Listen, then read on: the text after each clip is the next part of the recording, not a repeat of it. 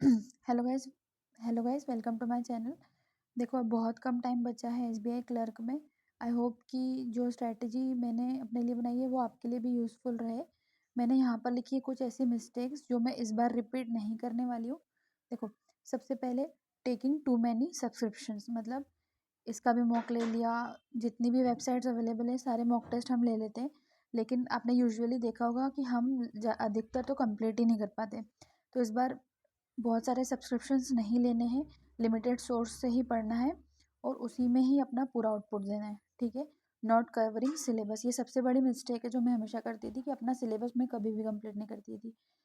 हर particular exam के हिसाब से पहले प्री के हिसाब से पढ़ लिया, प्री जैसे हुई तो मेंस का पढ़ा, लेकिन एक प्रॉपर जो बेसिक्स होती है वो कभी कंप्लीट नहीं करना। ये मेरी गलती थी जिसको मैं इस बार रिपीट नहीं करने वाली हूँ, ठीक है। थर्ड, मेरी जो सबसे बड़ी मिस्टेक मैंने रियलाइज़ की अभी तक वो है कि मैं हमेशा अपने नेगेटिव्स पे ज़्यादा वर्क करती हूँ और उसी चक्कर में प्लस पॉइंट्स जो है वो इग्नोर हो जाते हैं।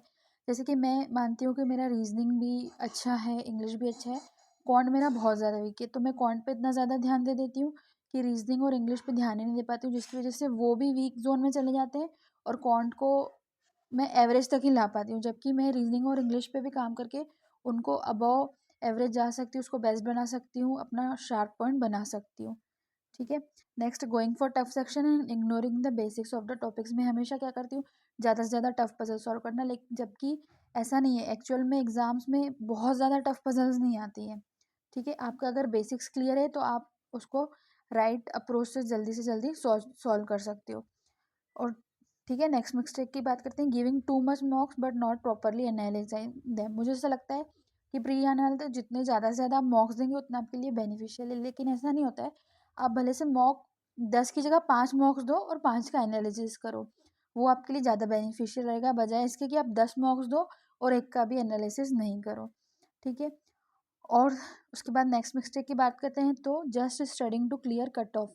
देखो, कट ऑफ हमेशा वेरी करते हैं, कभी अगर एग्जाम का लेवल ईजी आता है तो कट ऑफ हाई जाएगा, कट ऑफ अगर एग्जाम का लेवल टफ है तो कट ऑफ लो जाएगा।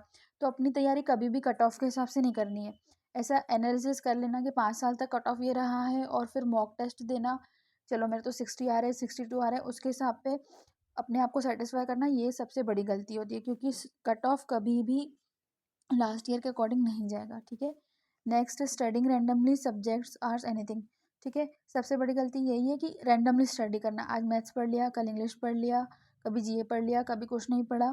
तो ये जो रैंडम स्टडी करते हैं वो कभी भी आपको वैसा रिजल्ट नहीं देगी जैसा आप चाहते हो, ठीक है। अगर आपको अपना 100% अगर 100% रिजल्ट चाहिए तो आपको अपना 200 देना पड़ेगा, ठीक है। नेक्स्ट मिस्टेक इसलिए लिखी है कि नॉट गिविंग माई 100%। जब तक आप सेटिस्फाइड नहीं हो कि मेरा 100% मैंने दिया है, तब तक आपका रिजल्ट भी आपको सेटिस्फाई नहीं कर पाएगा। Lack of confidence, sometimes too much over confident.